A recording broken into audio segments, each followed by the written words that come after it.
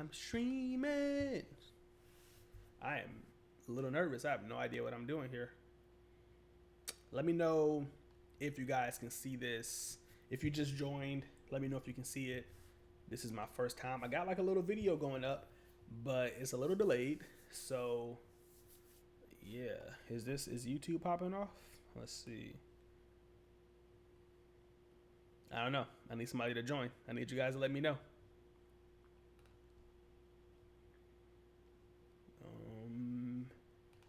Oh, connect streaming software to go live. Am I not live?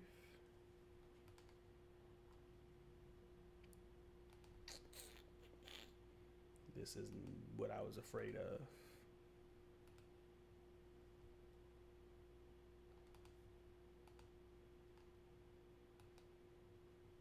Okay, I can see myself on YouTube, but I don't know if it's live to you guys.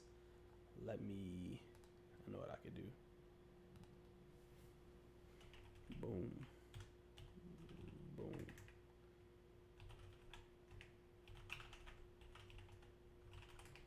Bow. That didn't work. Boom. Oh yeah, we good. We out here. People are in here. All right, so that was the awkward beginning. What's up, Jeremy? Welcome to the live stream.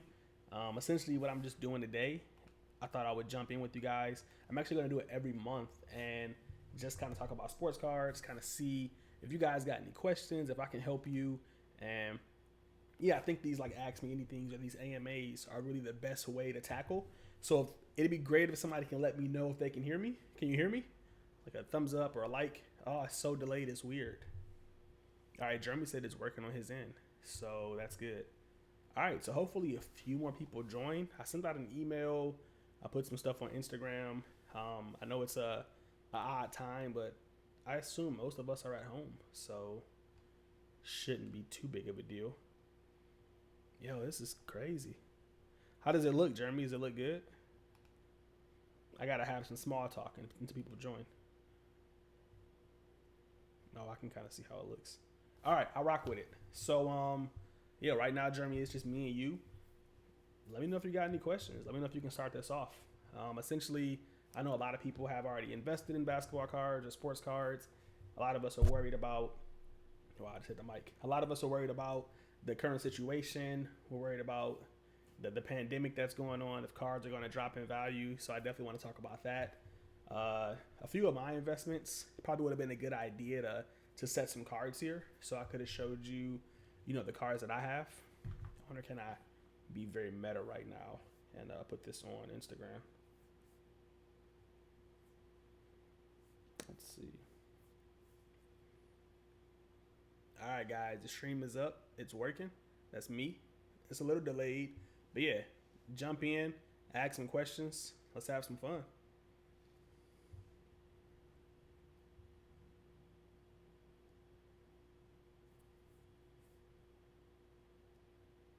So far, only like 5 people have seen the story. Looks really good. I think it's about 5 to 10 seconds delayed from comments. That's not too bad. That wouldn't be bad if people were here. With just me and you, that might not work. If you can, Jeremy, definitely go ahead and share this too. But if you got any questions, feel free to ask. Maybe you get a one-on-one consultation today. Who knows? Let's see, so I can see myself live because it's weird being a little behind. I wonder because it hasn't sent out the notification to anybody probably because it's not telling me that it's live on my end.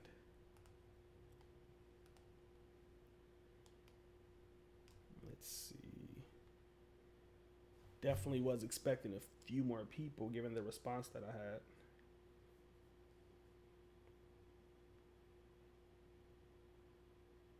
I guess I can be patient though and wait a minute.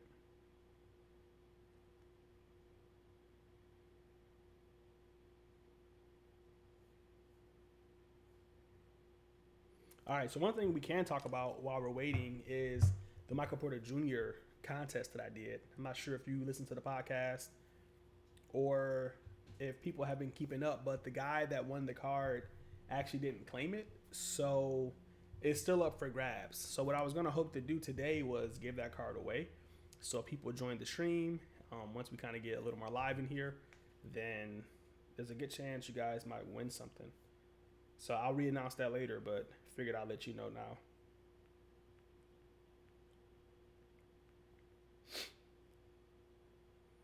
I did get some off the line questions too.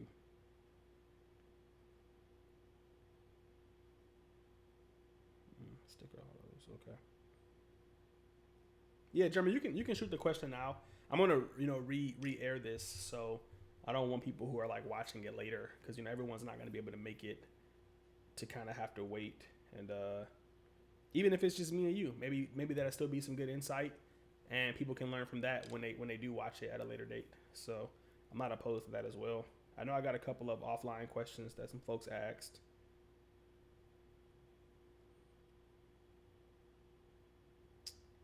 But I'll definitely get to yours as well.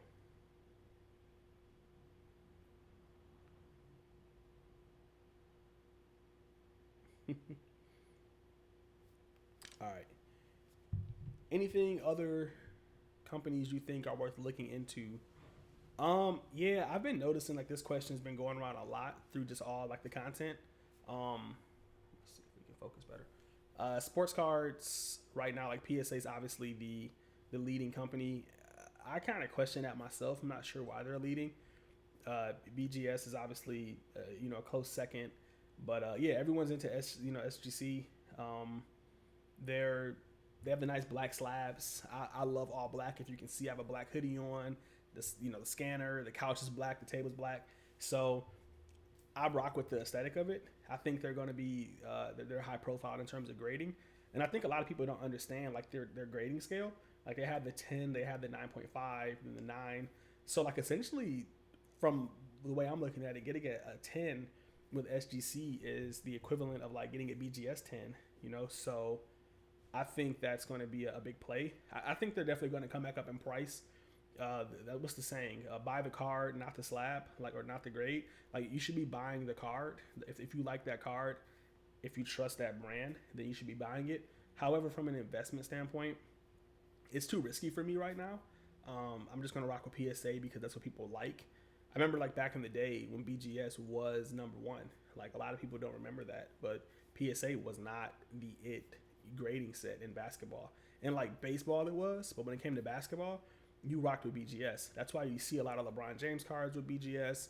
You see a lot of everything like pre-Panini, you notice like it's BGS 9.5. There's no 2012, 13 PSA 10 Prism Silvers. Like you don't see too many of those. So yeah, I think there's other plays, but as an investor, I'm sticking with mainly PSA right now. I don't trust that people are going to buy into these other grading companies. And even BGS, like anything post 2017, like has to be PSA for me. Like I'll rock with like a 2016, 17 BGS, 2009, 2010, but 2017 and up, like Jason Tatum, all that stuff, it has to be PSA. I'm hearing stay away from BGS. People think they'll fall down to 3 or 4. I definitely don't think they're going to fall down to 3 or 4. The legendary cards, like the cards from this era, from this modern era, they're BGS. Like, if you want a Topps Chrome refractor of LeBron James, like 9 times out of 10, it's going to be BGS. If you want like a Ben Simmons rookie, like it's going to be BGS. Like there are some PSAs, but there's not that many. So I don't think they'll fall to 3 or 4. If that does happen, then I'll be buying. That's ridiculous. Like, BGS has, in my opinion, one of the toughest grading systems. You get the subgrades, 9s, 9.5s. Like it is like aesthetically like not pleasing to have like a 9.5, 9.5, 9, 9. Like that's not that great looking, but that's what makes it stand out to me. At what price do you recommend not paying for subgrades? I don't like BGS cards without subgrades. Like to me, that just screams, I didn't think this was going to get all 9.5s. But I'm also not a big believer in the whole True Gem not true gem thing. Like when you invest in sports cars, in my opinion, you need to look at percentages. Like it's not about what car goes higher. Like sure, a PSA card goes higher than the BGS card, but you're also paying more for that PSA card. So like in terms of percentage, did you make a larger or better investment? When I bought my Giannis Select Silver BGS 9.5, when it went up, it doubled in price, just like the PSA equivalent. So if you buy a card at 700 and then you sell it at 1500, it's not much different than buying a card at 800 and then selling it at 16 or 17 or 2000. Like the percentages are still the same. So that's all I focus on. I don't care about anything else. If I buy, I just have a buy price and an exit price, and if that price makes sense. Like right now, I'm buying Ben Simmons, his rookie silver. I'm buying them in BGS. The BGS card is like $380, and the silver is like $1,000. That's absurd. There's no reason why it should be a double or a 2x multiplier on that card. So when Ben Simmons, or if Ben Simmons pops, I don't see why that card wouldn't be double or triple in price. I don't think the PSA equivalent is going to be double or triple in price. So I just kind of play with the percentages. If I can get a card at 400 and then move it at 1200, I'll do that all day versus getting a card at 1,000 and then moving it at 2,000. So somebody just messaged me on Instagram.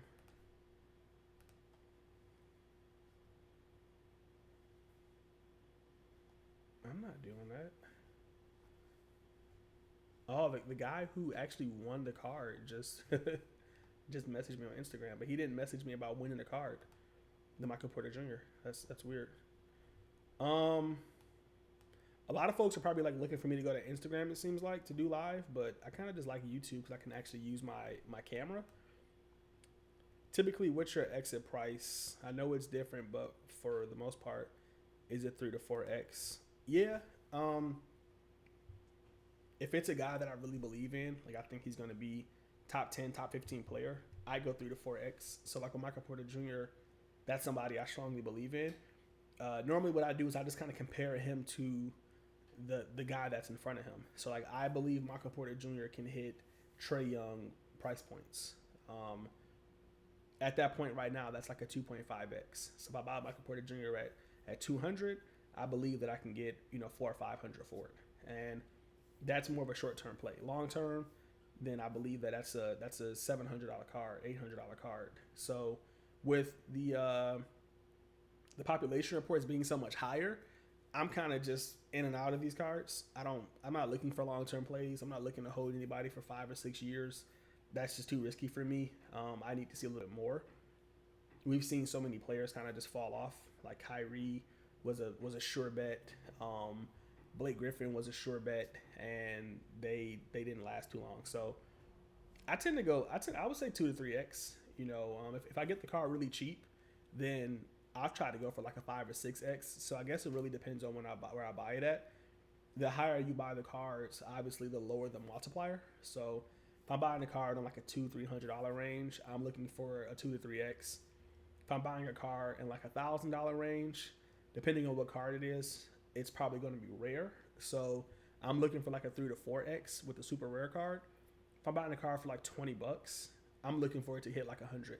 I think that's where the bread and butter is at. We get so obsessed with like Prism Silver, but like imagine if you would have just like went all in on Luka's PSA 10 hoops.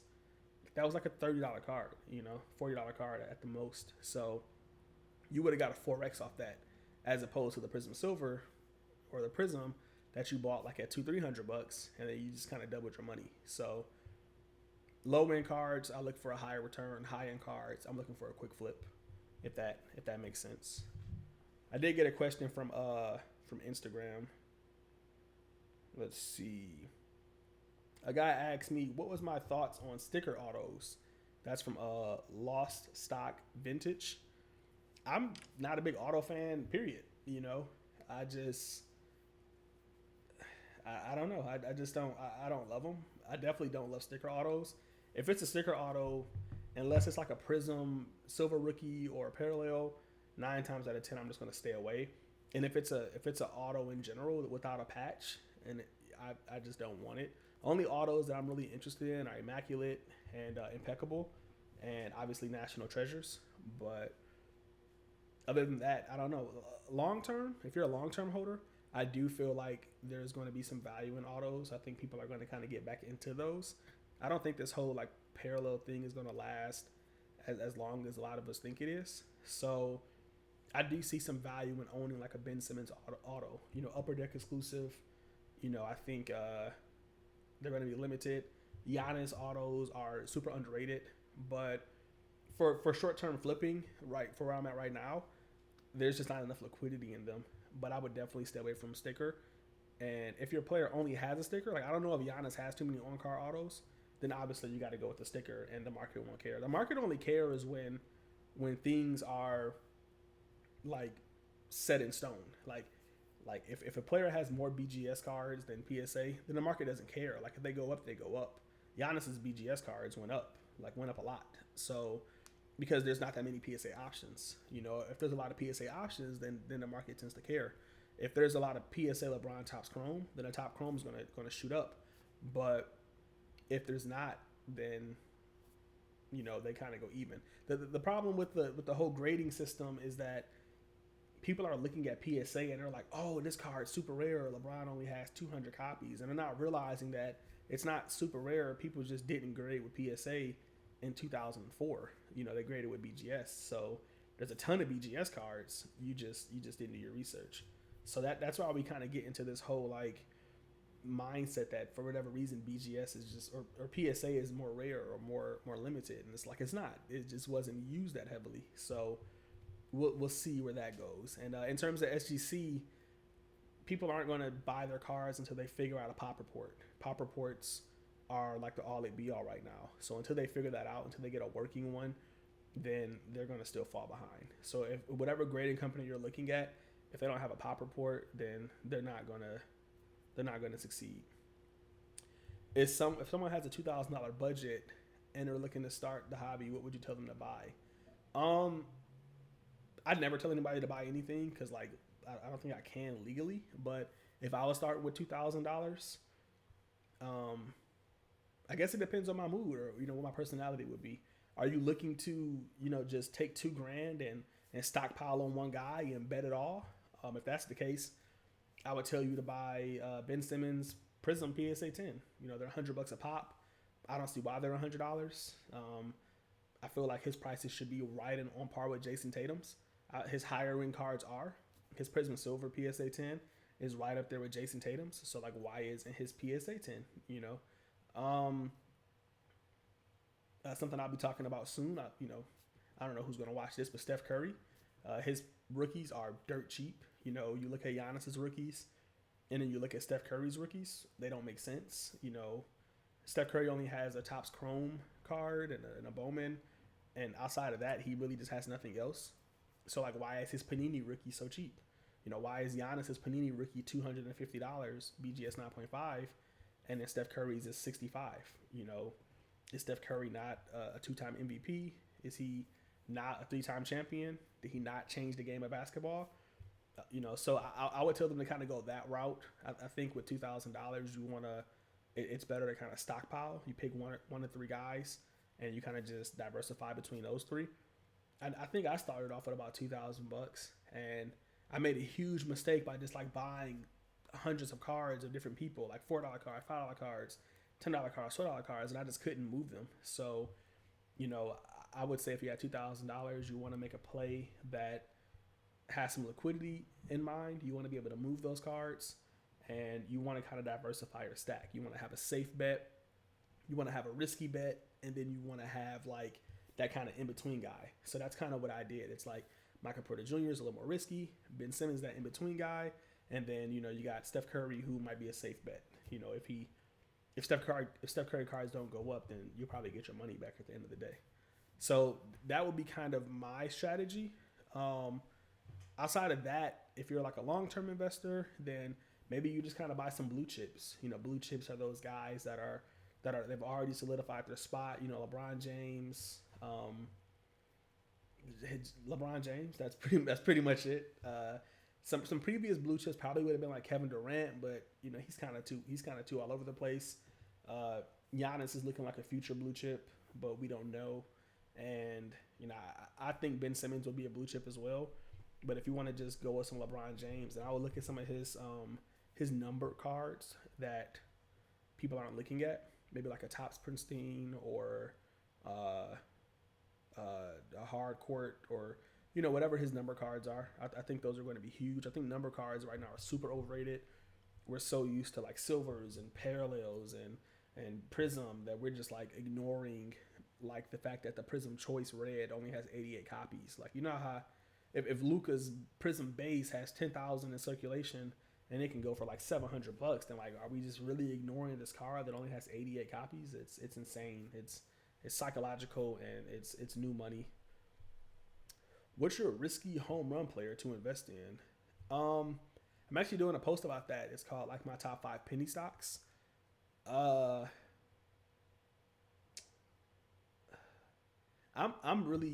waste money on like freakish players, like the 6'10" guy with the 7'10" wingspan. Like, that's my bread and butter. Obviously, Giannis panned out from that, but not too many other people. Maybe Pascal Siakam. Probably Bobo, which is weird because he hasn't played at all.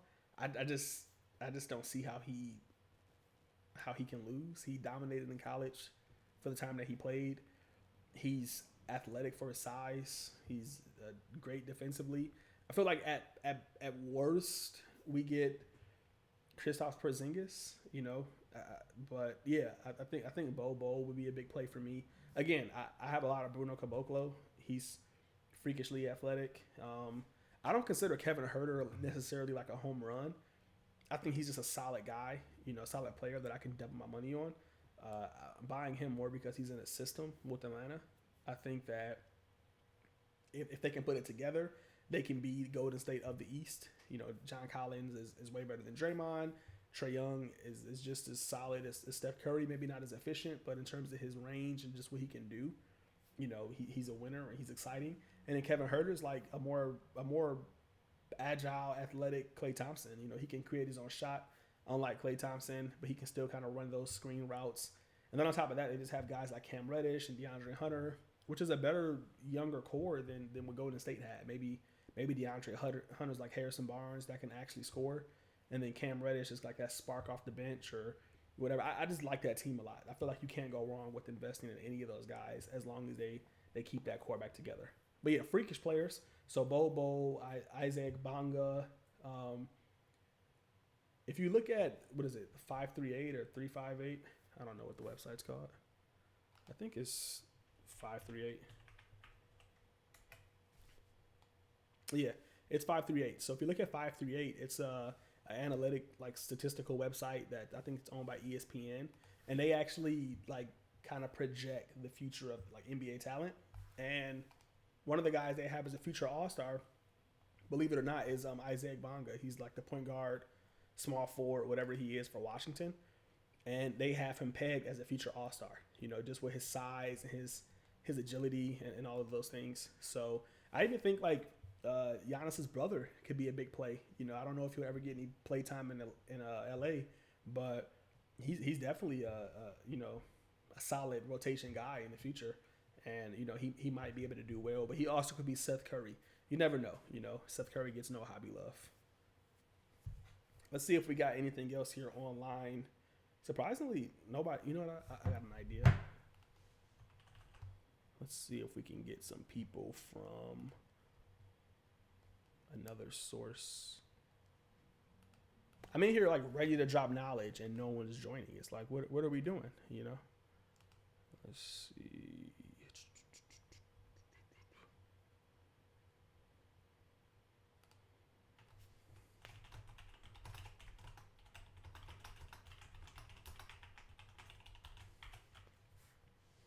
I know a lot of folks are going to hit me up like, oh man, I didn't know. Oh shit, I fucked that up.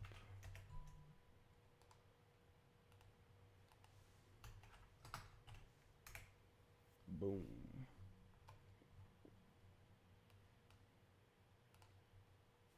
Jeremy is carrying this live stream right now. My man's.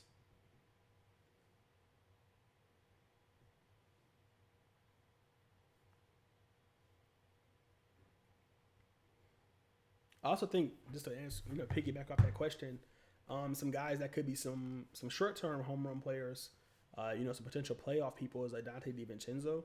I don't know if you guys watch him too much, but he's had some really good moments with Milwaukee, and they're going to be looking for additional score. Uh, I'd even go as far as saying this Chris Middleton might be a good short term bet. Like if he can kind of go into that Scottie Pippen role with Giannis, depending on how well they do. There's a lot of good plays. Who's making the finals this year and who wins? I would love a Nuggets for Sixers with MPJ, the MVP, but realistically, I got Lakers taking it. Dude, if the Nuggets and the Sixers go to the finals, that would be a dream of mine. Those are like my two teams. Yeah, I mean, I'm definitely thinking it's going to be upset. Uh, Believe it or not, I think Dallas has a really good chance of advancing, not to the finals, but I think they have a chance of like upsetting the Clippers. I'm going to go with the Sixers out the East. I think we forget that Ben Simmons and Joel Embiid and the Sixers were one lucky bounce away from potentially being NBA champions. Like I think it's crazy how the world just forgot that. Like if that shot didn't go in, they went to the finals, they could have very well have won. And it could have been Ben Simmons who got all the limelight, or probably not Ben Simmons because he refuses to score. But maybe Joel Embiid. So yeah, I'm gonna go with the Sixers.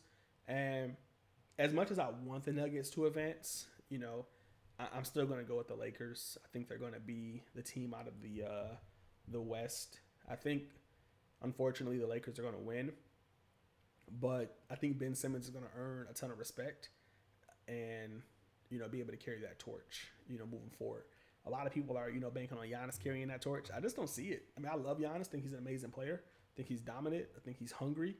But I think the things that make him great also hurt him. Like that emotional side of him is just not, it doesn't benefit him. Like him just coming down the court, shooting like threes to try and tie the game up, and he can't shoot. Like it's just, it's a little more cockiness and confidence, in my opinion. So I think that's going to end up hurting them.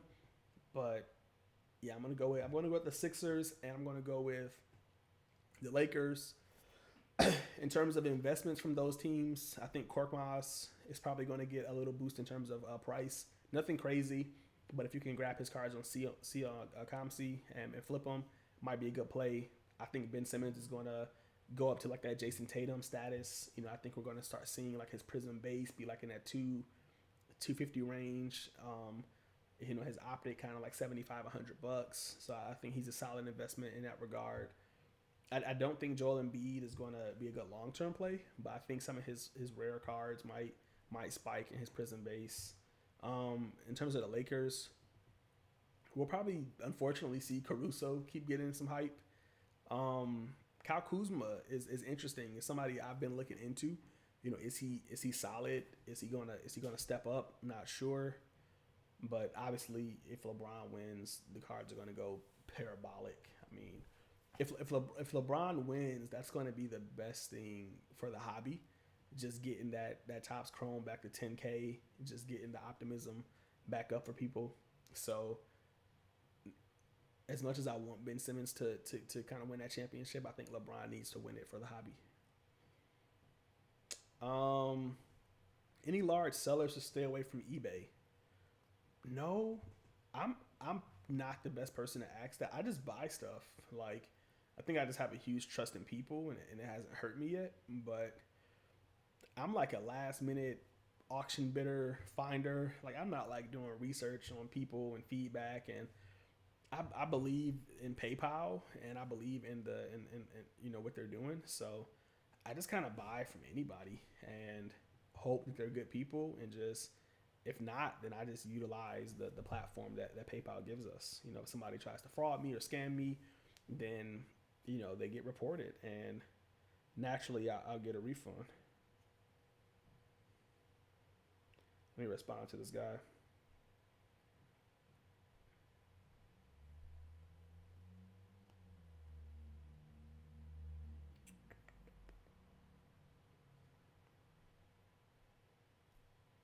So I'm gonna definitely keep asking some of your questions if you have any more, Jeremy. I know you're probably like, I appreciate you for carrying this.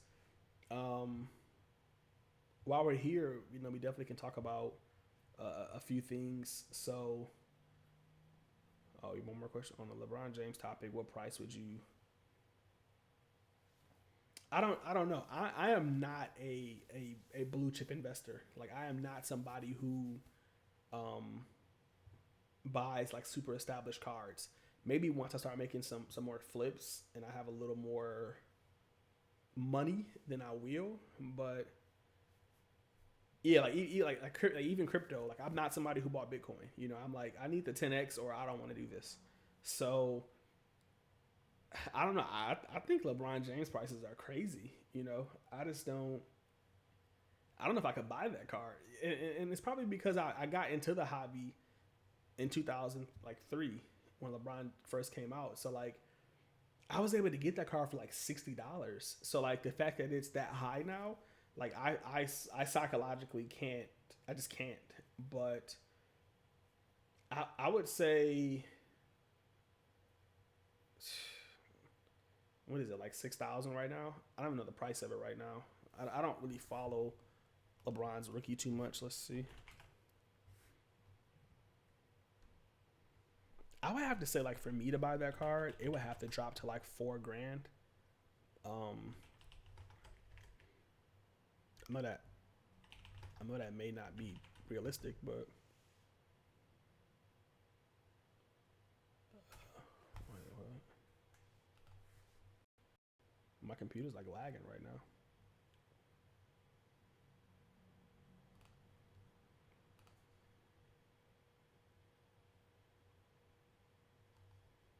Oh, I got another question. Yeah, and honestly, I probably wouldn't even buy. I wouldn't even buy a PS10. Like I take my bets and buy like three BGSs and try to cross over before I pay 10 grand for that card. All right, let's see what Instagram is talking about.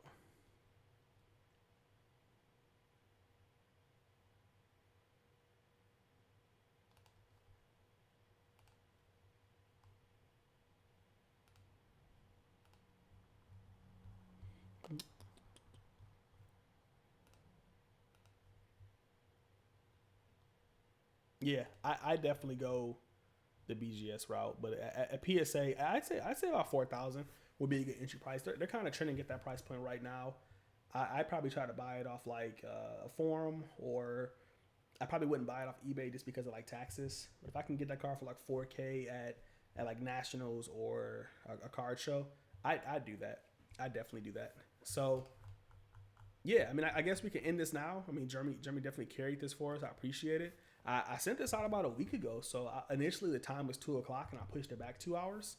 Um, a lot of people, said they were going to join and kind of get some insight. I even have a premium newsletter group where a few people were asking me to do this, and they didn't show up. So I'll see if it's something that was like an algorithm thing with YouTube, or if it actually got sent out.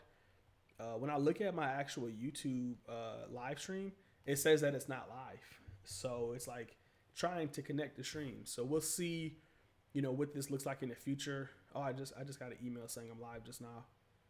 And yeah, I'll continue to do this. I'm thinking every month towards the end of the month or the last Tuesday of the month. So feel free to leave questions in the comments for those who are going to see this later. That way I can get to them in the next live stream. And yeah, I appreciate you guys for joining. And hopefully we can ask some more questions next time. I guess this one was a miss, but yeah, again, thanks Jeremy for keeping it alive. And shoot me a DM. Let me know if you got those cards. I never checked the tracking on it, so want to make sure they got to you safely. Thanks for watching, guys. I'm going to struggle and figure out how to end this, and I'll catch you guys in the next one. Happy investing.